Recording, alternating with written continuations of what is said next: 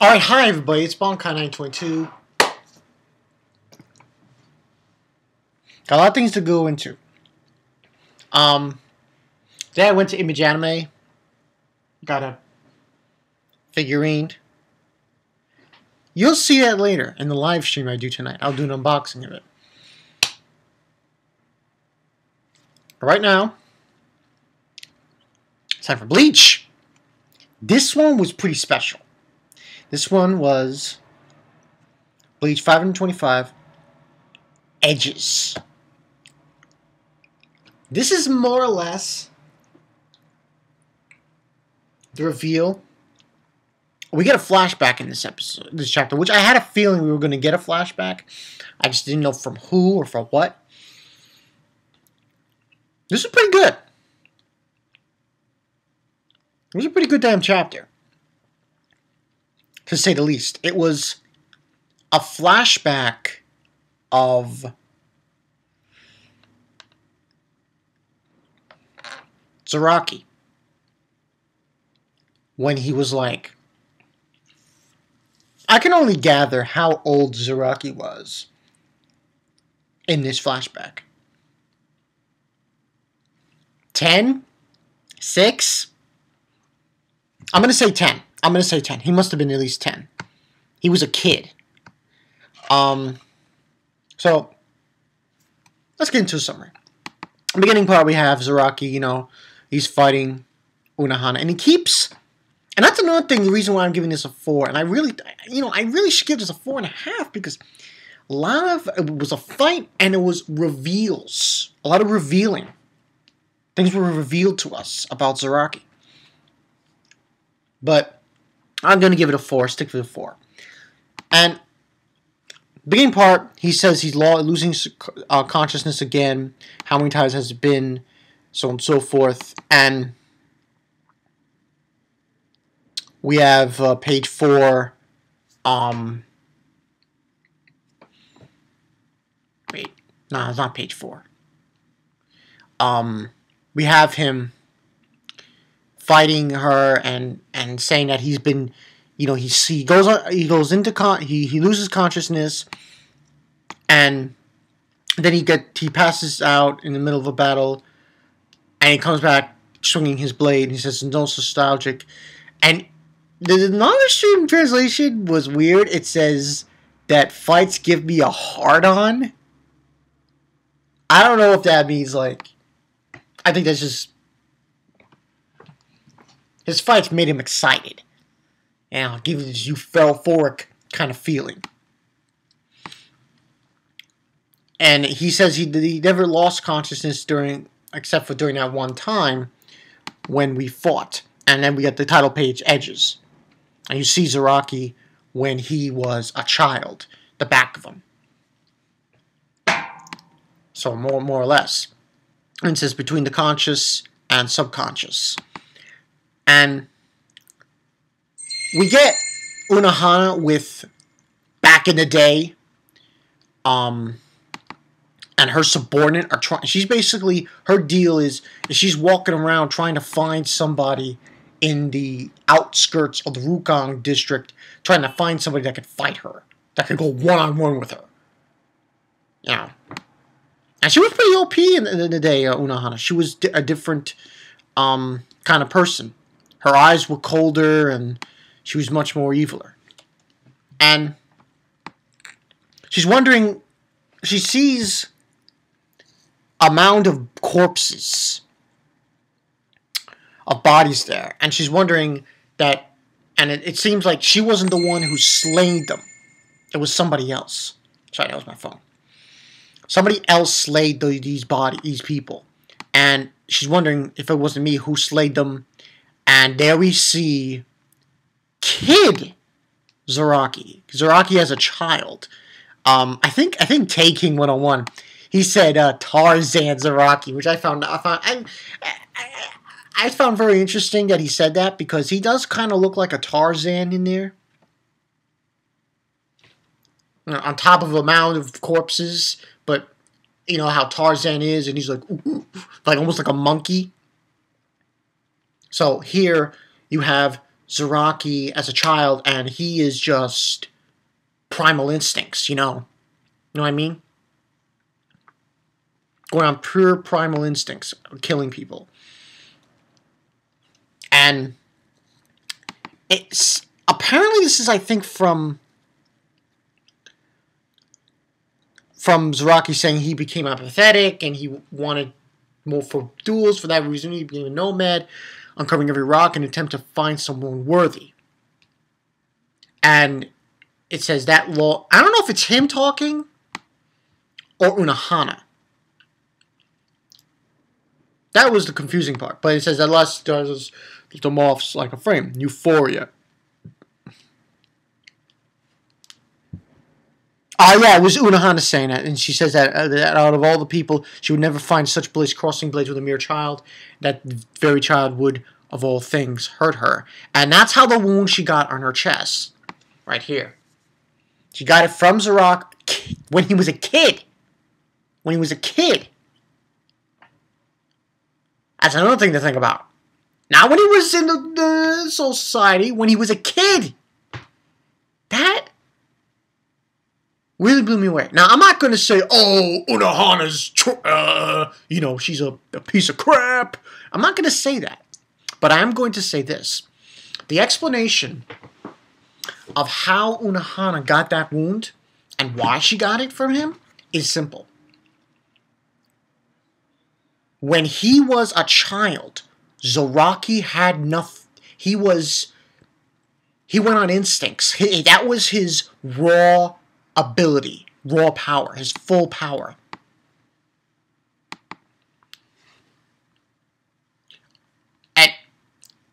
And apparently, we further find out that it wasn't even his full strength, Zaraki. He was handcuffed. And this is another point I need to bring up in this review. That Unohana further explains in the chapter as she's, you know, narrating herself on this. Zaraki, he handcuffed himself. He was not fighting with his full capabilities. He can't, and that's what it's basically saying. It says handcuffed himself in that very battle, and we see him back in the present going against her. And we see Zaraki saying that before I was just reacting to reserve, but now I can move with reflexes, and every time I regain the consciousness, I'm like I'm reborn. Now here's another thing to think about. I don't want to bring up Dragon Ball Z, but it's the same thing with the Saiyans, except a different kind of scenario. Well, not really. The same scenario, in fact. I don't know if Kubo was bringing Akira Toriyama's idea of the Saiyans, but that's what it feels like. Kubo is basically insinuating this kind of mode of a fighter. Just like Vegeta and the Saiyans, and how, you know, when they die and they revive, they can become stronger than they were before. That's the same thing that happens with being with Zaraki. Because that's what happens in this chapter. Basically, Unohana's going to keep attacking him and keep hurting him continuously and keep healing him until he becomes so strong that he outclasses her. So, and then she's like saying, Zaraki, you haven't noticed that subconsciously, you know, you've been holding back and suppressing your powers in battle. And then she basically says, the 2 times he fought, when he fought Ichigo, how is it you were able to lose by a hair's breadth to Kurosaki? Why did you win by a hair's breadth against Noritora? And saying that how because its opponents were strong, but I know that is false. The true reason is you've handcuffed yourself to your own determination. And saying that when they first battle was that Both reached a level of euphoria that neither one of us could ever experience, and fighting to the absolute limits of your abilities. And that was my sin.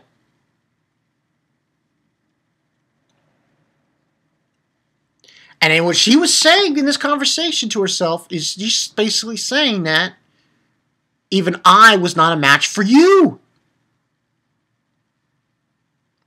And the shock and fear of potentially losing that. And basically she's saying, I don't want to go in detail about this, that because of the fact when he first fought Unohana, that he did not get that feeling of an opponent that could really hurt him. He actually handcuffed himself, handcuffed his powers down. And that's what this started. And that was her sin, more or less, because she even couldn't handle Zaraki's power. And it's basically saying that every time you return from the boundaries of death, bit by bit, you are going to unlock. Every time he comes back from death, he gets a little bit stronger. And she's like saying, I will slay you, even takes 1,000 times, and 1,000 times over, and that is why I will keep reviving you over and over again until you return to your true self. And finally surpass me so you can attain further heights. And you see a picture of Zaraki going beast. And towards the end of the chapter, it says, now from body to soul. That's basically what happened. So this was just like, this. I don't want to bring up Akira Toriyama and the Saiyans. Because it's not the same thing. It's really not the same thing.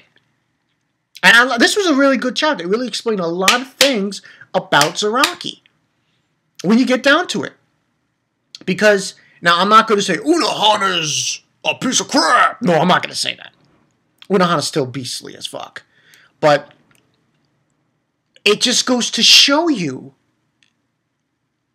how strong and powerful Zaraki could be.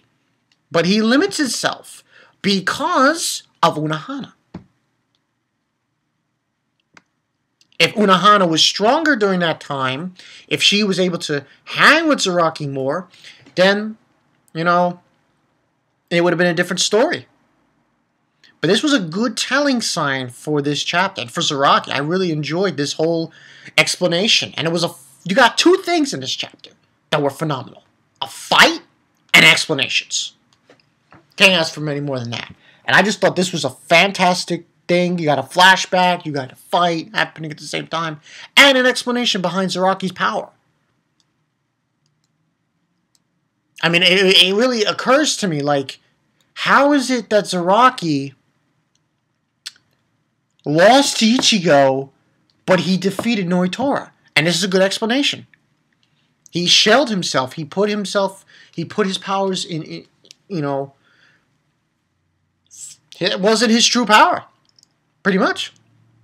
And the whole copying the Saiyans thing, it's not really copying. It's just saying that in order for him to go back to what he really was, he needs to be attacked and mortally wounded and healed over and over and over again. Unlike that, with the Saiyans, it's just, they get hurt and they get healed and they're stronger. That's the difference. But this was just a training regimen that Unohana did so Zaraki can get to that plateau again. I thought it was explained beautifully. I liked how it went, how'd it go. This is an awesome fucking chapter. 4 out of 5, no questions asked. I don't think Unohana's gonna die. I mean, it's possible she could die, but I think it's a long stretch. Long stretch for her to die. Especially in this point. Especially when Kubo said, she's going to go ham. Unless this is her ham moment.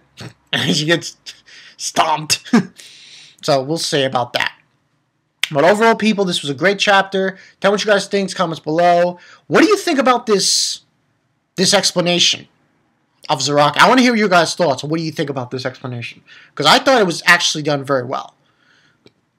I think this explains a lot of things about Zaraki. And I think now, going forward with this final arc, he's going to have a major role. Especially if Unohana gets him back to his original power level. His original state when he was beastly as fuck. I mean, he did hurt her. And the thing is, that wasn't even his true power. Back then. As a kid. Tarzan. So we'll have to see on that. But overall, this was a great chapter. Tell me what you guys think. Comments below. You know the story. Come subscribe later on. Get ready for a live stream. I'm probably going to do it at 10:30, 11. Depending on a few things. Unboxing of something I bought. You will see what it is. And that's what I got for you guys. This is Bonkai 9 Toy 2. See you guys later. Zaraki. This guy was OP as a kid. As a kid! Unbelievable. Unbelievable. Zaraki for the motherfucking win. See ya.